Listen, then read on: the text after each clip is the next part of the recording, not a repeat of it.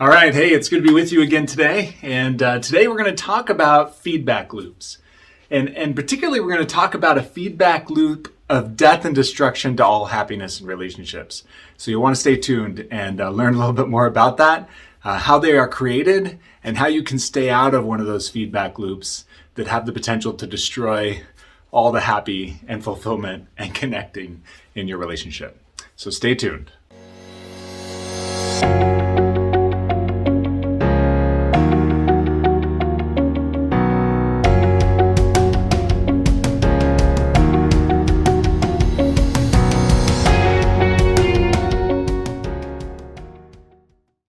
All right, so feedback loops. Let's dive into this topic a little bit.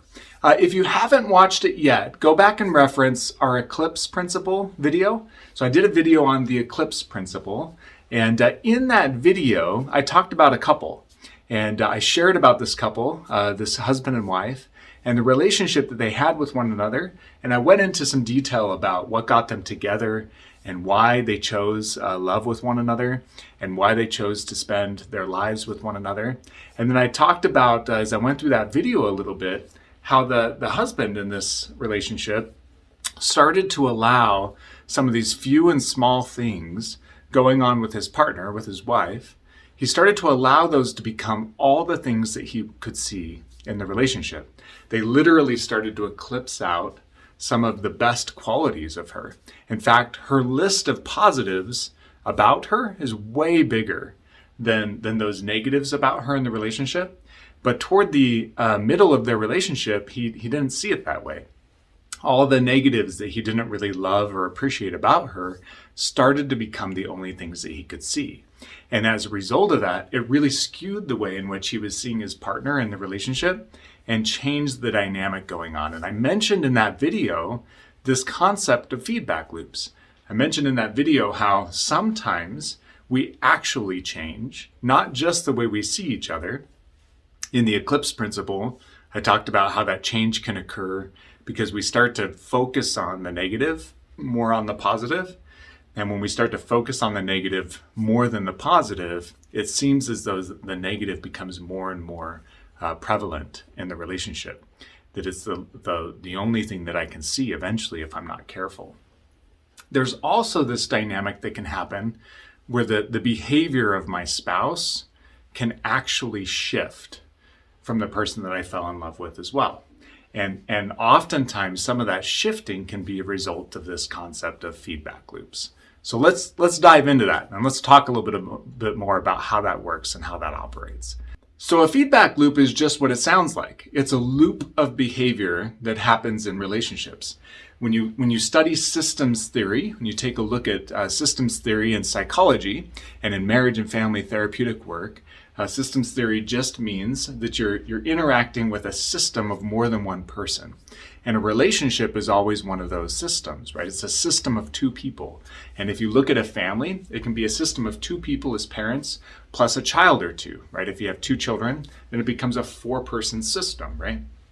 So it's a system of operation, which just means the individual players in this relationship impact the system as a whole, right? Any one individual family member can have great impact on the rest of the family and how the family operates, right? So systems theory is just taking a look at the interconnectedness of relationships and of people and applying systems theory to a couple, right? This idea that couples typically don't behave in isolation to one another. Typically, the behavior of one or the choice of one impacts the behavior, the choice, the thoughts, the feelings of another. We're so interconnected that it's hard not to be impacted by one another. So we feed off of each other, we play off of each other a little bit, and systems theory studies that.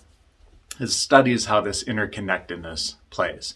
Now, it's important to know that interconnectedness, that systemic impact that we have on others increases with the vulnerability and the intimacy of the relationship, right? So if we talk about intimacy just in reference to the connective power, the attachment power, right? The amount of connection or attachment or bonding that a person has with another, if we use intimacy in that way, the more intimate the relationship is, the more impact we have on that person, right? Like the interconnectedness between us is stronger, which means changes in me affect bigger changes in them, right? So you know that this plays out in life because you can take a look at the impact that I have on a stranger with the ways that I think or feel or act will only be momentarily, right? Like if it'll be in the moment that I'm interacting with a stranger in a line at a grocery store or something, if I'm having a tough day,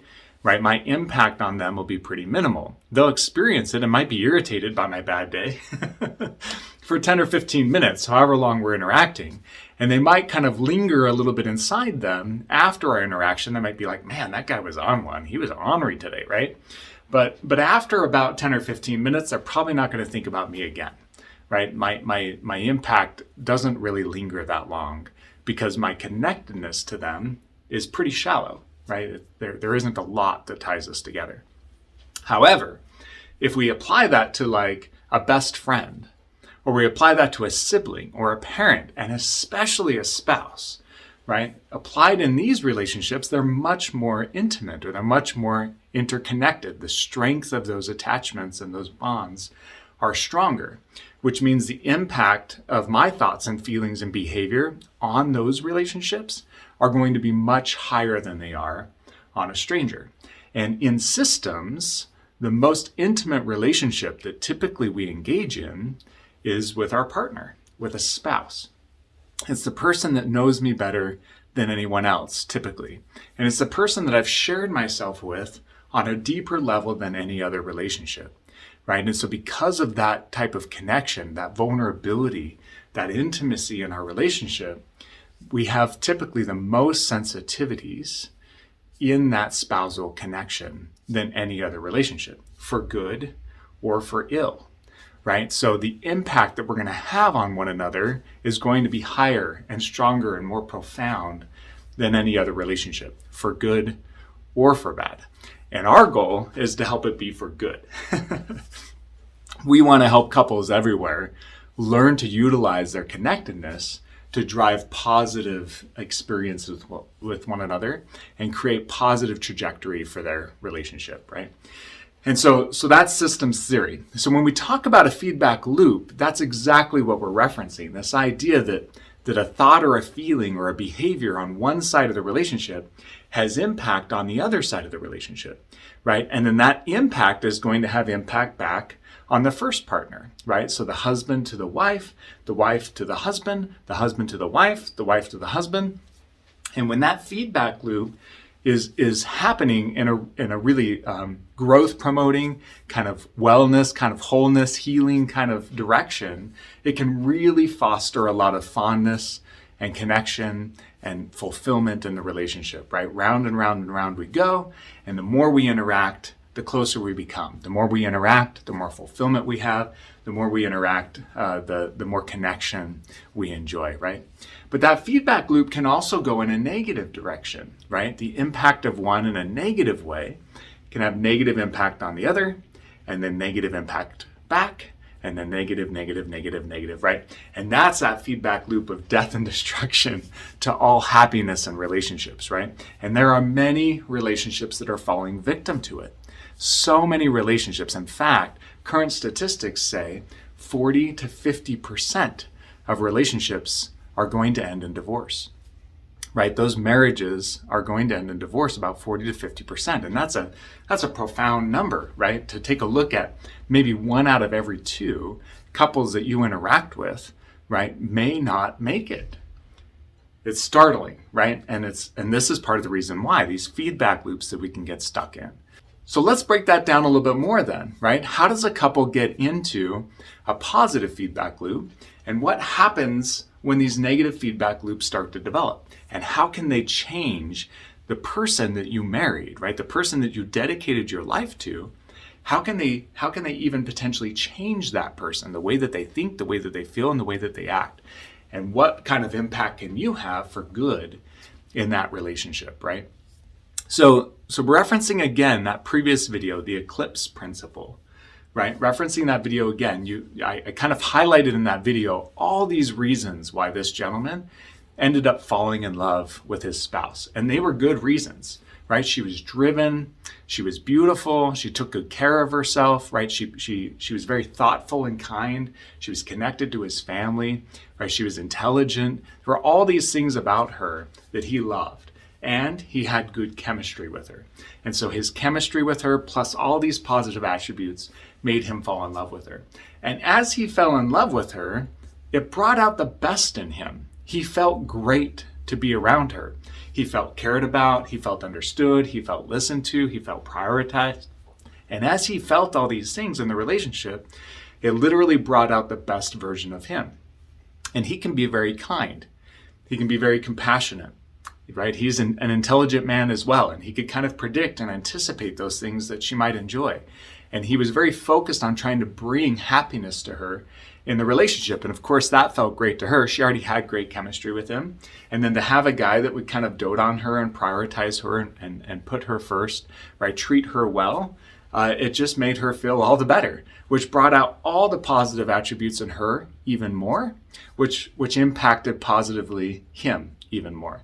And round and round and round they went, right? The happier he became, the more selflessly focused and prioritizing he was with her.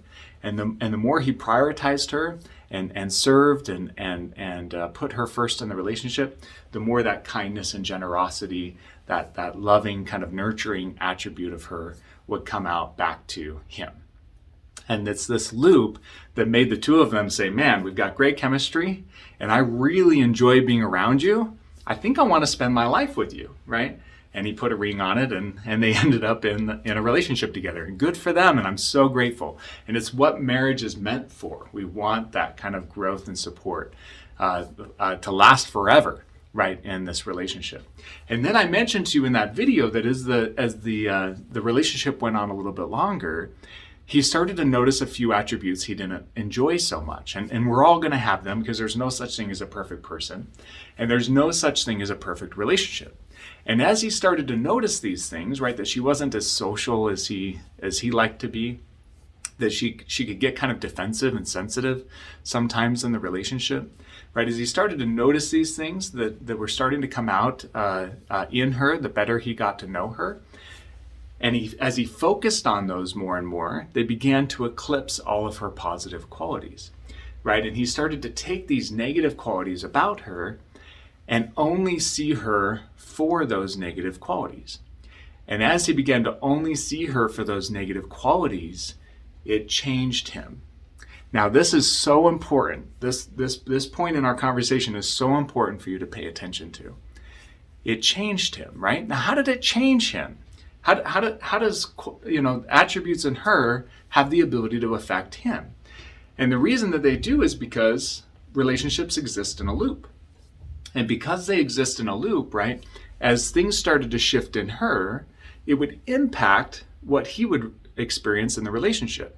And of course, as things started to change in him, it would impact the experiences that she has in the relationship, right? They have this interconnected tie to one another.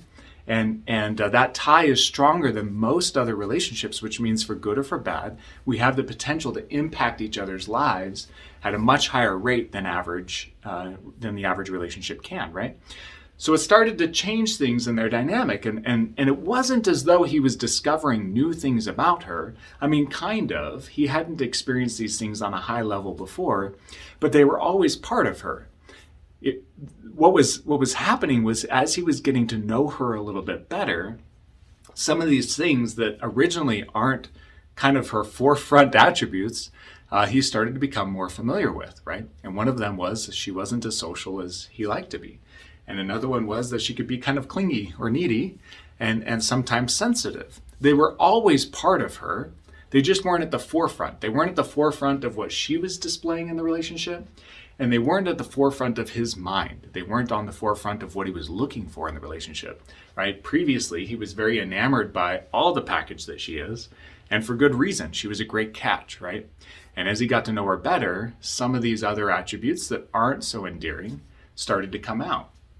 And as they started to come out, they impacted him a little bit. He wasn't quite as satisfied, quite as fulfilled. And he started to focus on those more and more. This eclipse principle started to happen for him, and it changed him, right? all he's experiencing is a change in her, right? He's saying, I see you differently. I feel like you're a little bit different than the person that I fell in love with. And she actually wasn't, right? He just didn't know these parts of her so well. But as he got to know them a little bit more, and this point particularly, as he started to focus on those more, as they started to eclipse all the good about her, it changed him. Now, he's not recognizing that it changed him because he's so focused on the things about her that he doesn't like. But how did it change him? Well, it changed the way in which he would prioritize her, right? He started to be a little less sensitive to the time that he would spend with her. He started to spend a little bit more time away from her, right? And it wasn't that he was necessarily trying to avoid her. He was just a little irritated and frustrated with her, right? And so as he became irritated and frustrated, he was less sensitive. He was less nurturing. He was less prioritizing in the relationship. Now, obviously, as he's kind of pulling away a little bit and becoming sensitive and irritated himself in the relationship, it's going to have an impact on her, right? That change in him is going to have an impact on her. And I described to you that she could already be a little sensitive and a little defensive and a little clingy from time to time. So imagine what the withdrawal on his side, withdrawing a little bit from the relationship, pulling back and becoming a little bit more irritable and a little less focused on prioritizing her. Imagine what that's going to do, right, to her sensitivities, to that kind of clingy nature and that defensive nature. And you're spot on, right? She's going to become a little bit more defensive. She's going to be a little bit more sensitive, right, in the relationship. And of course, that change in her, he's already seeing too much of that, right? He's pulled that view so close to himself. He's already losing track of all the other good about her.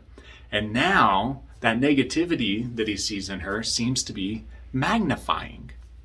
And in actuality, it probably is magnifying a bit, right, in response to this change in him. But he's not focused on the change in him. He's more focused on the change in her, right? So it magnifies that problem a little bit in her.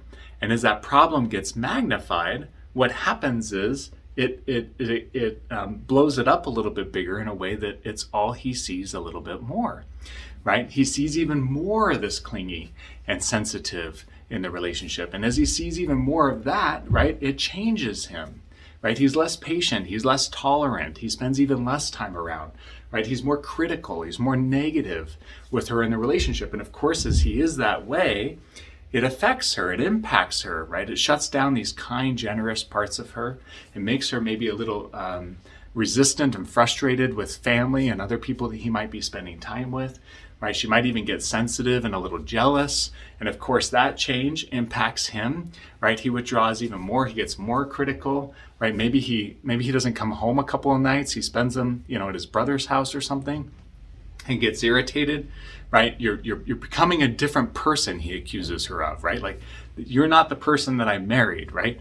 And in actuality, that's a little bit true, right? Some of these negative qualities are being magnified in her much more than the positive. And it's not that she's a different person. It's not that the person that she is has changed at the heart of things. She's still the same person, right? But this feedback loop is having an impact on her, and it's having an impact on him. And they're in this kind of negative loop of death and destruction to all happiness in their relationship. And if one of them doesn't break out of it, they can spin this way to the point that they literally start to fall out of love with one another. And it would be a shame, because it's not as though they don't care for each other. In fact, they love each other deeply. And it's not that they're not compatible. They're highly compatible. And it's not that they didn't get a great spouse. They're still with the same person that they married in the first place, right? The only difference is they started to focus more and more on the negative about one another. And as they did that, it changed them. As they saw negative in their spouse more, it changed the way in which they approached the relationship more. And as it changed them, it changed their spouse. And as it changed their spouse, it changed them. It changes their spouse and changes them. And round they go in this feedback loop, but not a positive one, not a growth promoting one, not a healthy one, not one that's maintaining the connection that they have with one another. It's a negative feedback loop that's shifting the relationship, right, in a direction that's destructive, that's not helpful, it's creating change, it's not maintaining health and wellness, right? And we want to get out of that. And the best way to get out of it is to understand that eclipse principle, right? To make a conscious decision to say, as I focus more on the negative in my spouse, I literally myself am also becoming more negative, which is negatively impacting my partner, right? So if I'm concerned, for example, that my partner is a little bit clingy, the worst thing that I can do is get irritated and frustrated with their clingy and pull away even more. Because guess what's going to happen? They're likely going to become more clingy, right? So if I want to maintain kind of a positive feedback loop with them, one, I need to realize that there's so much more good about them than just the clingy that I'm irritated by, right? So I can hold those in perspective. I can keep in mind all the benefits of my partner while I focus on these one or two negative things. And then I want to find ways to be reassuring in the relationship that helps that clingy grow over time. Right? What are things that I can do to build the confidence of my spouse and promote their wellness in the relationship that naturally reduces the clingy because they feel more steady, more stable, more secure, more connected, right?